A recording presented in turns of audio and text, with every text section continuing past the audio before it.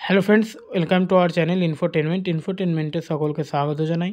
OBC case সম্পর্কিত একটা নতুন আপডেট রয়েছে। ওবিসি কেস সম্বন্ধে সুপ্রিম কোর্ট থেকে জানানো হয়েছিল যে 28শে জানুয়ারি এবং 29শে জানুয়ারি এর ফাইনাল হিয়ারিং হয়ে যাবে, অর্থাৎ রায় দিয়ে দেওয়া হবে। কিন্তু বর্তমানে যে অবস্থা ওবিসি কেসের, এখন আবার কিন্তু এটা ডেটটা পিছিয়ে দেওয়া হয়েছে। তো এখানে তোমরা এই স্ক্রিনটা দেখতে পাচ্ছ, এখানে বলছে tentatively case may be listed 1, likely to be listed 1। এখানে দেখো ডেটটা দেওয়া রয়েছে 18 ফেব্রুয়ারি 2025, কম্পিউটার জেনারেটেড।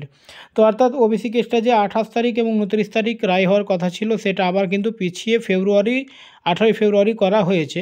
আগে দেখো এখানে ডেটটা রয়েছে 28/1/2025 করা ছিল, ঠিক আছে।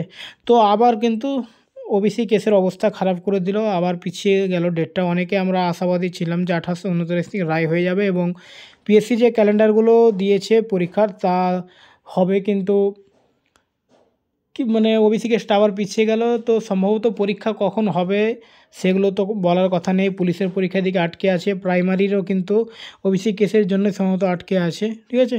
তো দেখি আবার 18 ফেব্রুয়ারি হয় কি না, নাহলে আবার পিছিয়ে যাবে। Thank you.